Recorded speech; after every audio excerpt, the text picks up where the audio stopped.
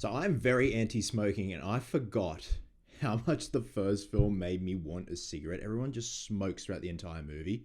This film is no exception. Shit. You bastard, get in there.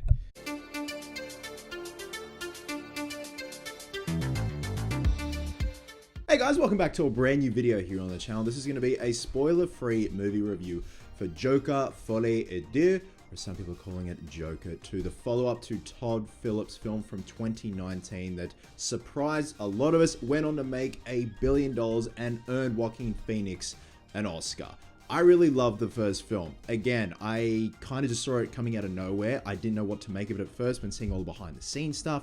Upon watching it, I absolutely loved it. And yes, you definitely could say it is a film about mental illness with the Batman and Gotham and Joker templates slapped on top of it. But in terms of production design, the look of the film, the sound of the film, the performances, it is a masterclass in how to do so. And I never thought we'd get a sequel. I don't think Todd Phillips and Joaquin Phoenix thought they were going to get a sequel either.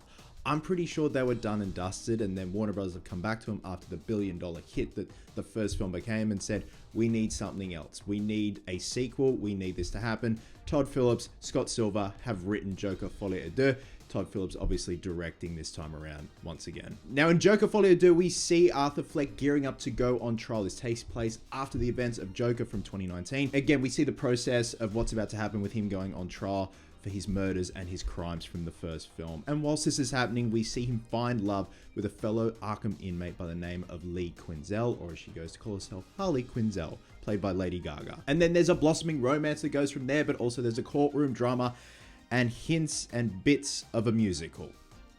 Yes. Now, first and foremost, I'm just going to say this. This film is going to divide a lot of people. There are concepts in here that people are going to love. There are concepts that people are going to hate. Now, for the most part, most of the concepts work for me. There were a few that just did not and took me out of the film going experience. And that is the musical aspect. It's not what you think. It's not what we initially thought it would be when it was announced that there were going to be musical elements and concepts in this film. I get what they were going for. I get what Todd Phillips and Scott Silver were trying to do, and I appreciate that. And again, I think it was one of those things where they didn't want to rinse and repeat from the first film, so they thought, how can we do something a bit different this time around? And music plays a big part in this film. I guess you could say it's almost like it's Arthur's coping mechanism because he's in a new stage of his life. It's going to be another path for his life, whether he gets the death penalty or whether he just stays in Arkham for the rest of his life, or if he does indeed get released and is rehabilitated. I don't know if it was one of those things where the inclusion of Lady Gaga really influenced the musical aspects, and some of the musical numbers are great. I didn't know Joaquin Phoenix could sing and sing pretty well. But in comparison to the first film, and I get you should always try something different, it just loses that flow of what made the first film so good for me. So bits of this film are a courtroom drama, and when that is happening, it's absolutely brilliant and riveting. Now there's a line dropped during one of the courtroom scenes, and it's essentially like Mr. Fleck wears many faces, and I equate that to this film and my feelings of it. This film definitely wears many faces.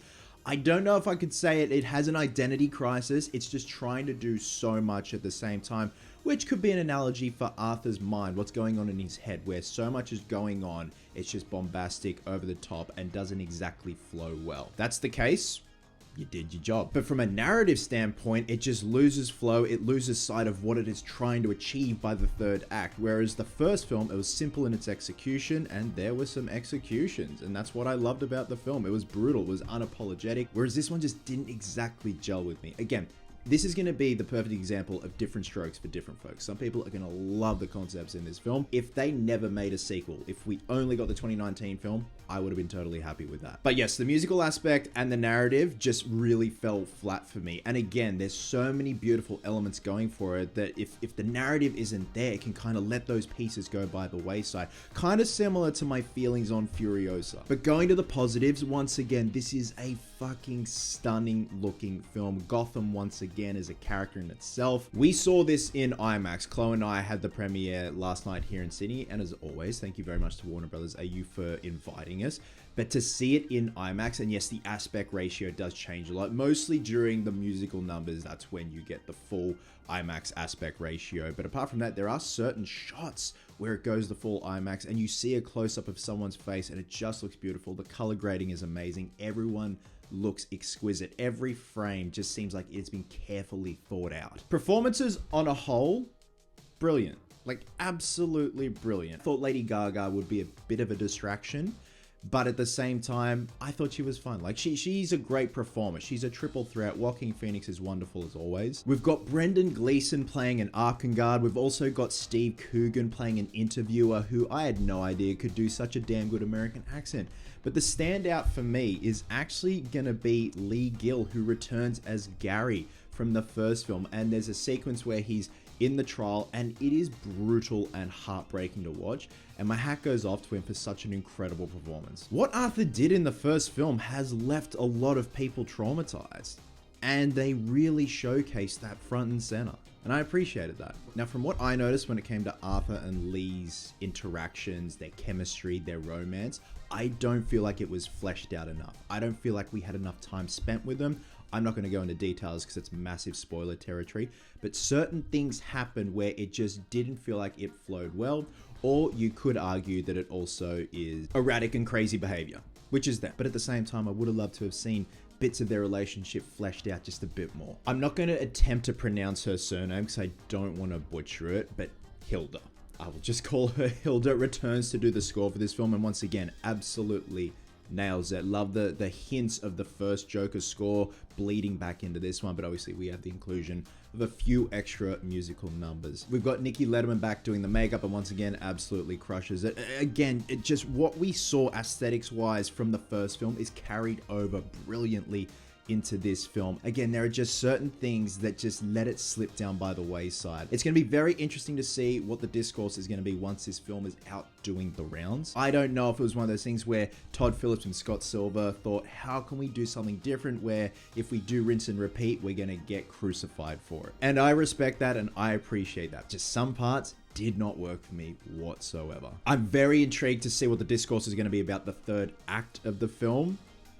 That's all I'll say. I don't know whether or not I'm going to do a spoiler video on it. I've really got to jot my notes down, otherwise I will forget stuff. But I also think it might be worth a second viewing just to catch certain things that I may have missed. But guys, overall, in the end, Joker Folie Deux didn't quite hit the mark for me. At the same time, I thoroughly enjoyed what I was seeing up on screen in terms of the look of the film, the costumes, the aesthetics, the sound. Everything is brilliant. The performances on a whole, just the musical aspect for me did not work. I would have loved to have seen more of Joker and Harley's relationship being fleshed out. And the narrative as well at times just kind of loses its way.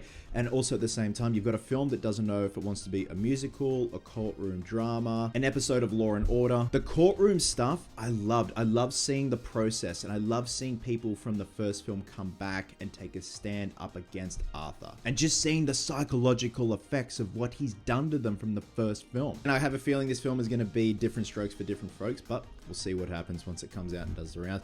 So with that, I'm going to be giving Joker Folie Deux just coming in at 3 cigarettes out of 5. So guys, once you have seen Joker Folie Deux, please drop a comment below. Let me know your thoughts. Would you have just been happy if the 2019 film was a standalone, or do you want to see more after this? Love you guts, and I'll catch you in the next one.